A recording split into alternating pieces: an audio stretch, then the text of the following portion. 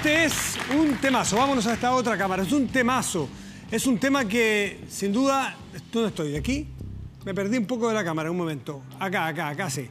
Este es un tema muy relevante que seguramente nos va a seguir dando que hablar.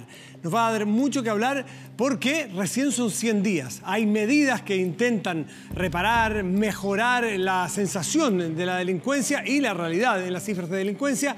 Y en 100 días no se puede medir mucho, pero al menos toda encuesta que se haga indica que es de los temas de mayor preocupación para la ciudadanía.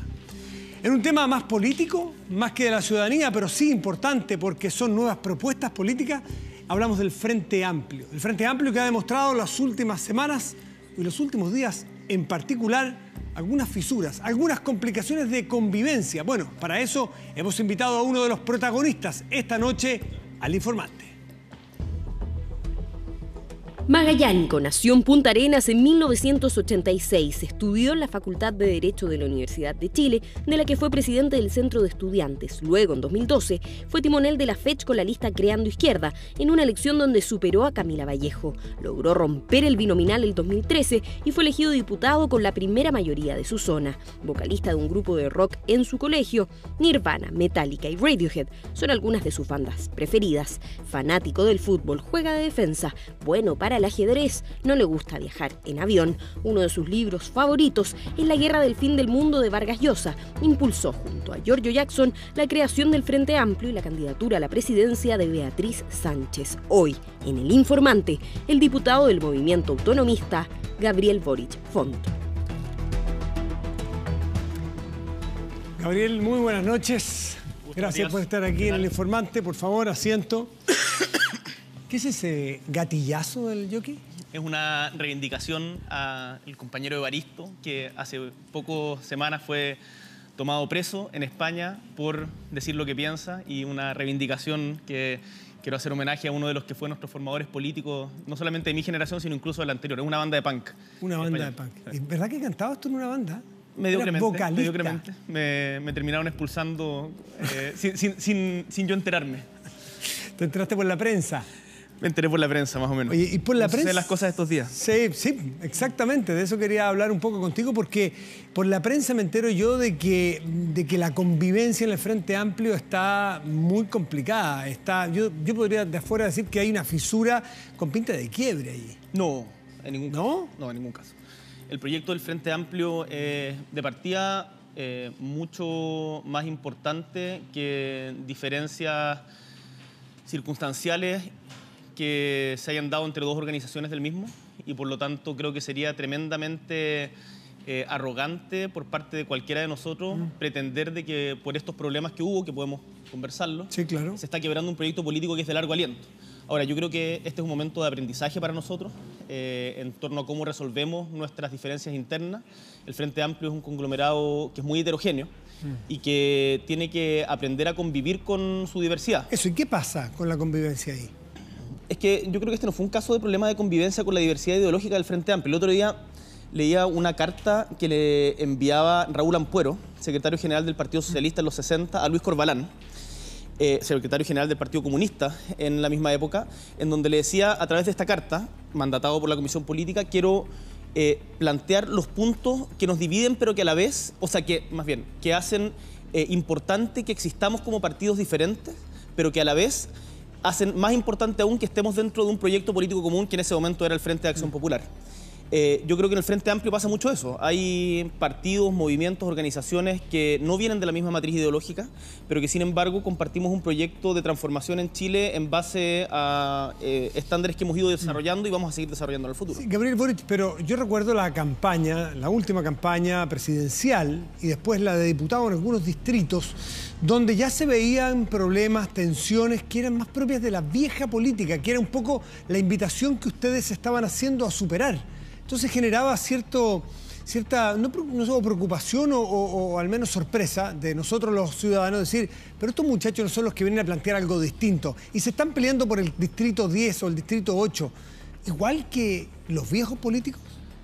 Yo creo que sería un error decir de que la juventud trae consigo la virtud.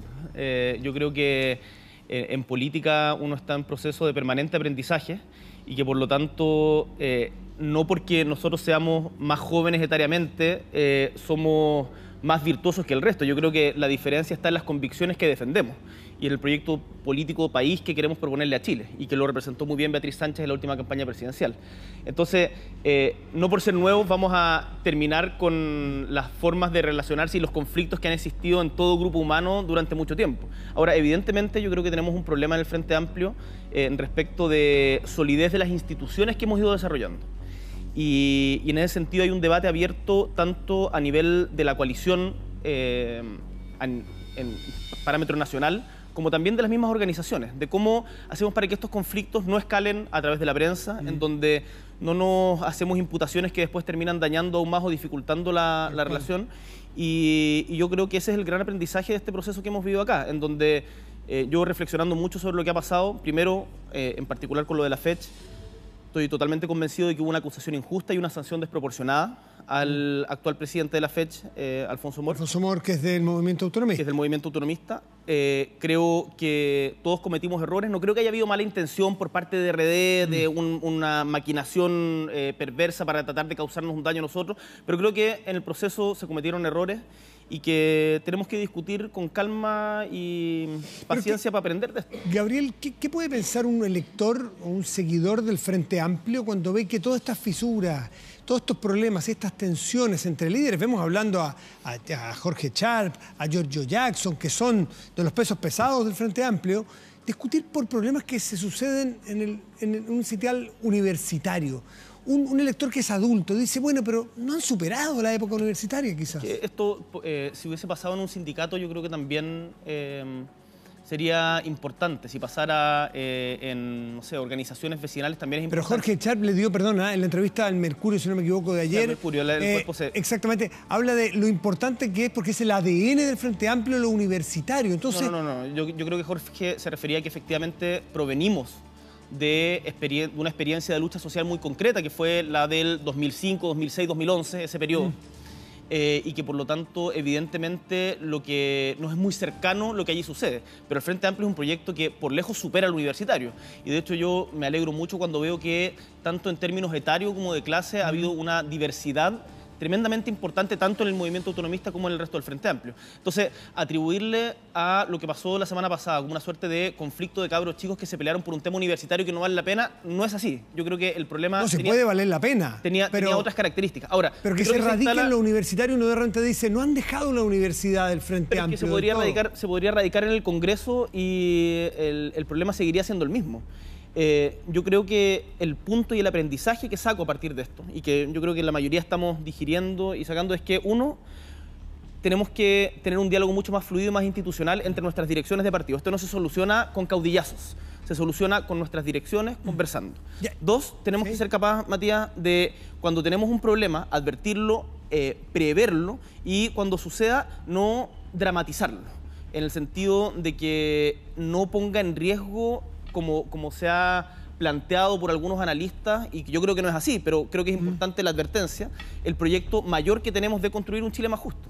Y tú me partías preguntándome de si hay algún riesgo de quiebre. Yo digo tajantemente que no. Las relaciones entre el movimiento autonomista y Revolución Democrática están en proceso de normalización, de reconstrucción de confianza en torno a esto, porque tenemos la total convicción de que los desafíos que tenemos para hacer en Chile son mucho más grandes e importantes que una pelea. ¿Me podría explicar cuál es la diferencia, si no es lo universitario y no es por un dirigente en particular? ¿Cuáles son las diferencias de fondo que nos hemos tenido que enterar por entrevistas largas y profundas entre el movimiento autonomista y Revolución Democrática, por ejemplo? Desde el punto de vista de lo que plantean como sociedad. O sea, ¿dónde está la diferencia? Quiero partir diciendo que con Revolución Democrática y con los otros movimientos y partidos del Frente Amplio, el Partido de Igualdad, Izquierda Libertaria, Nueva Democracia, el Partido Humanista, el Partido Liberal, somos aliados. Sí. Y con todos esos partidos existen algunas diferencias, en algunos casos de matices, en otras de tradiciones de donde provenimos quizás más importantes, pero que entendemos que lo común es más relevante que esa diferencia. Ahora, en particular, respecto a las diferencias con RD... Con Revolución Democrática, que lleve a que el alcalde Sharp, que uno de los líderes del movimiento autonomista, dijera que respecto a lo de la fecha, hay un antes y un después. Uno dice, miércoles, aquí hay una diferencia monumental. Pero yo creo que esa diferencia en particular fue en torno a la manera de proceder, más que a una diferencia ideológica de fondo. ¿Qué diferencia ideológica de fondo tienen con RD? Yo creo que con Revolución Democrática provenimos de tradiciones diferentes, ellos de una tradición socialdemócrata en el buen sentido de la palabra, no como que en algunos sectores se utiliza despreciativamente. Es decir, eso en el Frente Amplio es peyorativo. Pero no es peyorativo, yo digo la mejor tradición socialdemócrata de Norbert Lechner, la tradición socialdemócrata de ciertos pensadores de Cardoso, de Lagos, de Blair, yo creo que de Giddens. Yo creo que la tercera vía que terminó dándose la vuelta entera y acostumbrándose a la administración de un modelo neoliberal sin proponer una alternativa posible a ello, terminó siendo funcional a la desigualdad no solamente en Chile, sino que también en el mundo. Eso no significa que las cosas sean blanco y negro y que Lagos sea un demonio y Blair sea el diablo. Yo tengo profundas diferencias políticas con ellos, pero no son morales, son políticas y por lo tanto hay que identificarlas de esa manera y discutirlas de esa manera. Muy bien, muy bien. A ver, sí, tenemos ahí un problema en el audio. Gabriel Boric, entonces quedó claro. Te están soplando. Sí, no, tenemos siempre con nuestros editores tenemos conversaciones. Pero esto no es, Matías, esto no es una disputa al interior del Frente Amplio de quién es más de izquierda o más de derecha. O sea, acá lo importante, quiero insistir en que tenemos un proyecto común, que vemos que en Chile todavía tenemos un sistema de pensiones que es profundamente injusto. Tenemos un sistema de salud que está absolutamente reventado. No me pudiste, perdón, yo estoy de acuerdo. Eso yo lo veo Frente Amplio. Sí, pero tu diferencia con RD, con Revolución Democrática, sigo sin percibirla. Entonces algunos dirán, es que son caudillismo, es que son personalidades. Está Sharp y Boric por un lado, está Giorgio por otro. ¿Cuáles son sus diferencias? En absoluto. Yo creo que provenimos de tradiciones políticas distintas. El movimiento autonomista es de una lectura que reivindica quizás la historia del Partido Socialista chileno con mayor fuerza, la tradición libertaria, latinoamericanista del Partido Socialista chileno. Yo creo que Revolución Democrática proviene de una tradición quizás en algunos sectores un poco más académica, con una reivindicación de lo que fue la primera socialdemocracia, quizás la primera social como de Cieplan, de ese mundo, pero no quiero entrar como en un detalle ahora. ¿Les va a gustar esa descripción que hiciste a la Revolución Democrática de una cosa más socialdemócrata, académica, Cieplan? Pero no dije Cieplan, dije la Flaxo, perdón. Me refería a la Flaxo. ¿Dijiste Cieplan? No, Cieplan nada que ver, me refería a la Flaxo. Yo no sé si les va a gustar, pero ellos tenían una escuela de formación de cuadros que se llamaba Norbert Lechner, de hecho, en homenaje a eso. Y yo creo que uno tiene que estar orgulloso de esas tradiciones de donde proviene. Ahora, estas discusiones parecen todavía muy en chino para incluso los mismos sectores que hemos sido capaces de convocar. Y por lo tanto, lo importante es volver a ponerse a hablar en positivo. Y ahí, Matías, esas diferencias, te quiero insistir en esto, porque yo sé que tú me quieres meter en el punto de cuál es la diferencia más grave. No, que lo quiero meter, quiero entenderlo, Gabriel. Quiero entender si tú estimas, por ejemplo, que RD es lo suficientemente de izquierda. Totalmente, no tengo ninguna duda al respecto. Y creo que el Partido Liberal, por ejemplo, no es de izquierda y también estamos aliados con ellos porque creemos que es importante. El Partido Humanista no se define en ese clivaje y también estamos aliados con ellos porque hemos, a partir de la convivencia en los movimientos sociales durante mucho tiempo, a partir de las convicciones comunes que forjamos al calor de la campaña presidencial, tenemos la convicción de que en Chile es necesario un cambio de ética política, por cierto, pero también en torno a cómo se han venido llevando las cosas en la administración de un modelo en donde la salud es un negocio, en donde la educación para muchos durante mucho tiempo ha sido un tremendo negocio, en donde las pensiones, hoy día la coordinadora No Más FP hacía una campaña respecto a la iniciativa popular de ley para poder insistir en el debate respecto a terminar con las FP y el lucro en esto tan importante que son las pensiones de nuestros adultos mayores. Y esos puntos los compartimos plenamente. Entonces, yo no me pierdo en que más allá de estas discusiones teóricas en algunos casos, otras en la práctica respecto a ciertas... ¿Algo de egos y caudillismo opera y hay alguna autocrítica? Yo creo que en toda relación humana, en toda relación de grupos humanos, siempre hay... influyen las diferentes personalidades de los liderazgos. Ahora, yo creo que nosotros tenemos que hacer el esfuerzo porque todo liderazgo no se vuelve imprescindible. Yo creo y estoy totalmente convencido de que los liderazgos imprescindibles terminan siendo nocivos al proyecto colectivo y que la política es necesariamente proyecto colectivo. Y en ese sentido es bueno que, como Frente Amplio, generemos una institucionalidad para enfrentar nuestros debates y por eso nosotros decimos, nosotros no somos outsiders, nosotros estamos haciendo política con mucho orgullo. Queremos cambiar cómo se han hecho las cosas. Los casos de corrupción que han sucedido en el Parlamento, lo que fue la administración del modelo neoliberal con mucha comodidad y y con mucha complacencia durante mucho tiempo por los sectores que se llamaban a sí mismos de centro izquierda, son cuestiones que a nosotros queremos disputarlas políticamente. Y yo creo que ahí está el centro de lo que tenemos que hacer, no solo en el Congreso, y en eso tampoco hay que perderse, sino también desde la construcción de poder territorial en los diferentes espacios donde tenemos inserción. Gabriel Boric, recién hablabas de liderazgos claros, visibles, yo lo diría referentes. ¿Cuáles son los referentes del Frente Amplio? Si yo viniera llegando de otra parte, tú me hicieras a mí un mapa conceptual de quién es el Frente Amplio. Yo sé que es mucho más que las personas, pero quiero partir diciendo, a ver, ¿a quién tengo que mirar? ¿A quién tengo que seguir? ¿Es a Pamela Giles? ¿Es a Giorgio Jackson? ¿Es a Jorge Sharp, que está en un municipio? Tú dices referentes hoy día militantes referentes, del Frente Amplio. Portavoces. Yo sé que las ideas son más importantes que las personas, eso está claro, pero si nos acordamos de... No tengo ningún problema en decirte Beatriz Sánchez, partiendo... Beatriz Sánchez. O sea, lo que hizo Beatriz en la campaña presidencial, que lograr unificar a todo este movimiento diverso detrás de una campaña. Pero ella no está el activa. sentido que hizo la gente... Sí, está ella no, sí, pero ella no está en un cargo activo. Lo que pasa, Matías, es que hay una concepción de la política en que estar activo es o ser parlamentario o prácticamente nada, como que fuera de esos pasillos no existiera la política. La BEA está yendo permanentemente a foros con organizaciones feministas. Estuvo el otro día en Rancagua o en San Fernando en conjunto con dirigentes mujeres del Frente Amplio. Está permanente, tiene un medio de comunicación. Entonces, sí, yo sé, conozco a Beatriz Sánchez, además no está de vacaciones, ni mucho menos. ¿Qué otros referentes? Está trabajando en política, en periodismo, está haciendo la pega, está haciendo clase, pero si yo te lo planteé como alguien que no conoce el detalle del mapa político chileno, que viene de otra parte o que viene llegando de muchos años afuera y quiere reubicarse, ¿cuáles son los referentes a seguir para entender bien lo que Sharp ayer habló del ADN del Frente Amplio? Yo te puse el nombre de Pamela Giles, porque está muy activa, porque es una parlamentaria, Giorgio Jackson otro tanto, Jorge Sharp, porque está en el gobierno comunal. O sea, lo que está haciendo Jorge en el gobierno comunal de Valparaíso es para nosotros una experiencia que tiene un valor trascendental. El Frente Amplio en Valparaíso está gobernando y está, desde nuestro punto de vista, cambiándole la cara a Valparaíso y además generando un nivel de acuerdo social en torno a eso que es tremendamente importante. Y haciendo política, ojo, en un municipio que estaba totalmente quebrado, que tenía casos de corrupción gravísimos y que ha logrado, a partir de lo que ha sido la alcaldía ciudadana, convocar a los vecinos a construir en conjunto Valparaíso. Eso para nosotros es fundamental.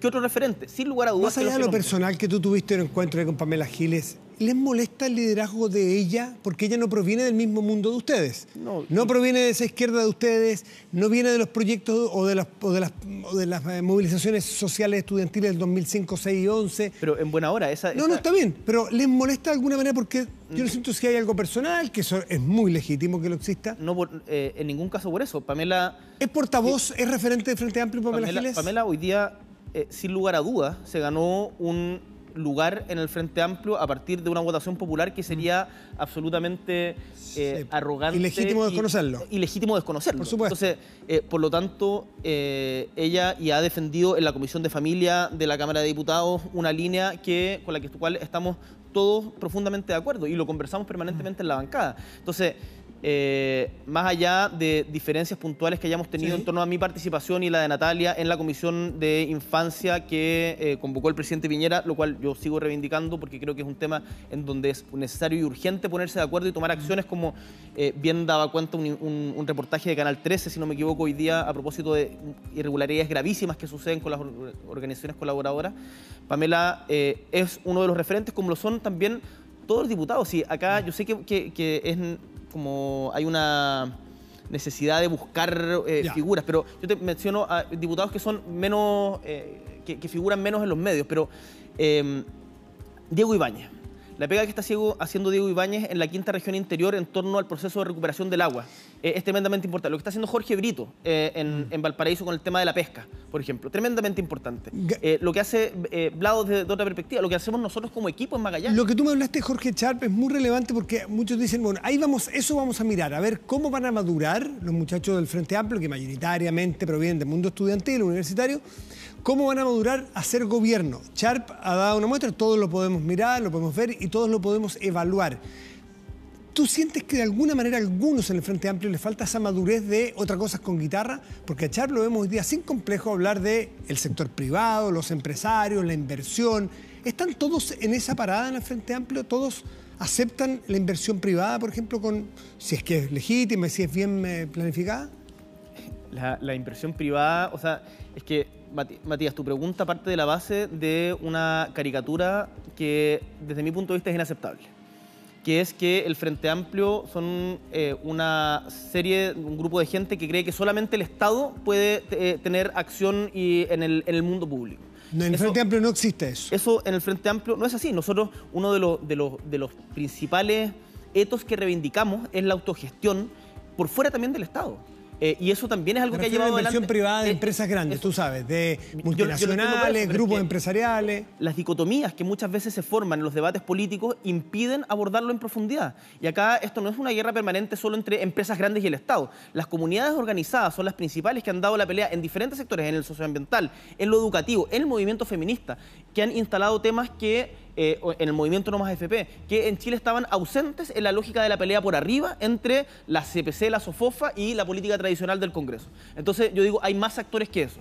Por cierto, la inversión privada es necesaria, hay que ponerle términos y hay que negarle la posibilidad de que la inversión privada actúe como un chantaje por fuera de los canales democráticos, como muchas veces lo hacen los señores de la CPC, de la SOFOFA y de todas esas organizaciones que al final del día lo que hacen es defender los intereses de ganar más lucas para ellos. Tú hablabas recién de caricaturizar. ¿Eso no es caricaturizar para el otro lado? No, yo creo que no, porque ¿cuál es el rol de la CPC?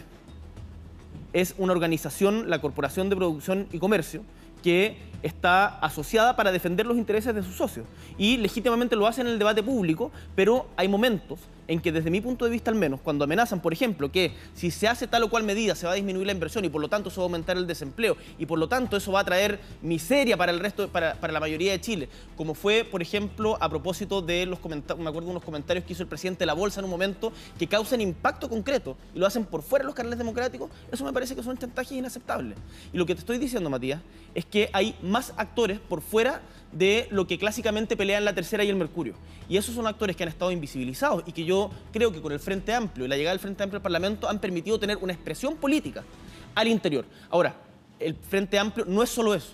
Y el Frente Amplio también está en un debate de no solo ser vocería, también serlo, pero no solo ser vocería de los movimientos sociales, sino también entregar propuestas propias. Eso te iba a preguntar. Si ustedes fueran gobierno a partir del 1 de julio, ¿cuáles serían las medidas prioritarias de gobierno en los primeros 100 días? Para poner el mismo parámetro de los 100 días que lleva este gobierno. Las 3 primeras prioridades, medidas.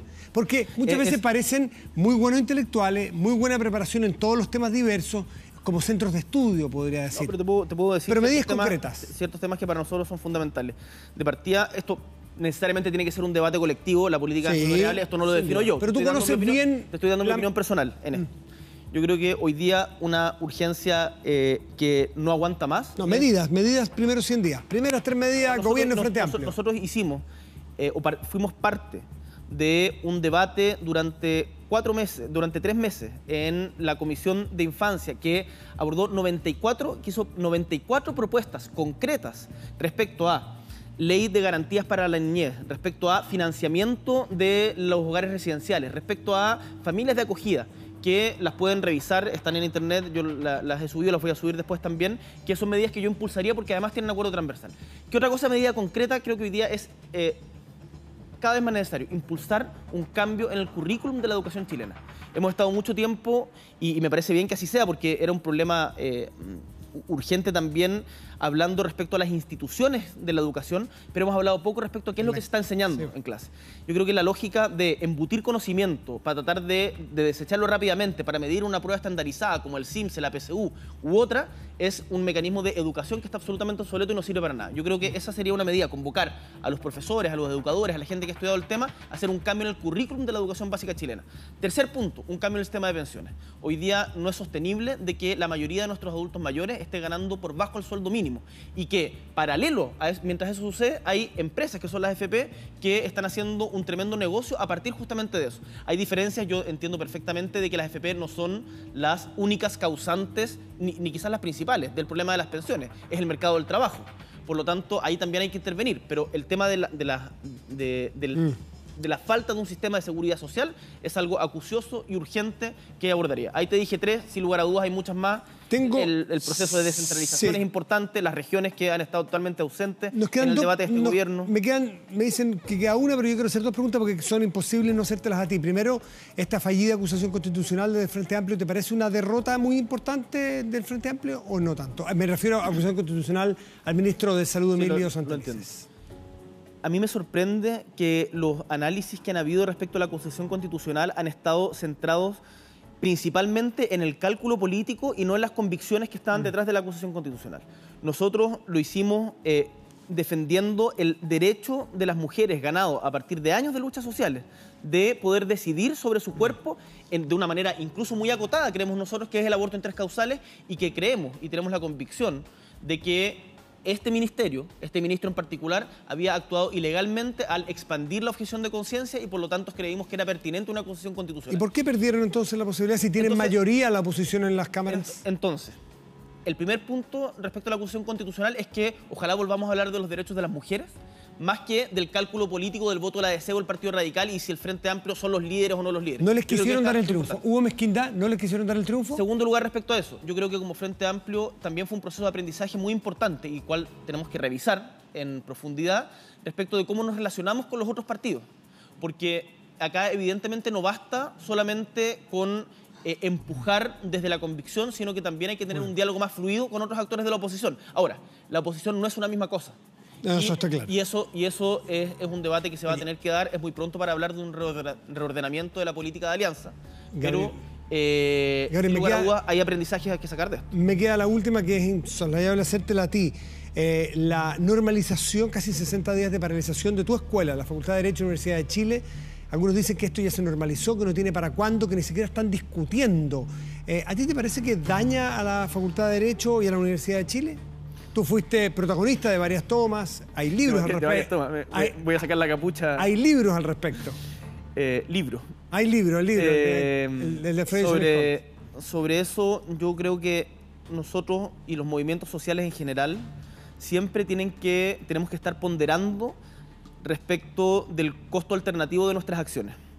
Y las formas de movilización no deben fetichizarse, o sea, la toma jamás puede ser un fin en sí mismo. ¿Y eso pasó aquí? No lo sé, no estoy metido en la Facultad de Derecho, no estoy metido en la Facultad de Derecho en específico, no conozco el detalle de las negociaciones que han llevado a cabo los estudiantes con las profesoras.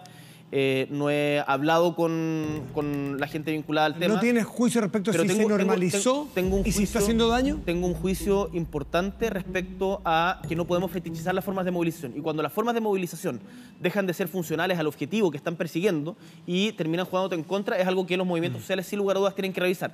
El caso específico de la Facultad de Derecho me parece que fue la facultad en conjunto con la Austral de las impulsoras de un debate a nivel nacional que era urgente y estaba estallando por todos lados y no lo estábamos viendo, en particular los hombres. Y por lo tanto, ahí eso es algo que se debe reconocer desde Magallanes, que también tiene una movilización en la Universidad de Magallanes en este momento, hasta, en todo el debate público. Sin duda. Y por lo tanto, cuando el debate se centra o se adquiere demasiado protagonismo la forma de movilización y no el fondo, hay un problema evidentemente. Gabriel Boric, diputado del Frente Amplio, del Movimiento Autonomista, muchísimas gracias por estar aquí en El Informante. Muchas gracias, Matías, por la invitación. Que te vaya muy bien. Chao, chao.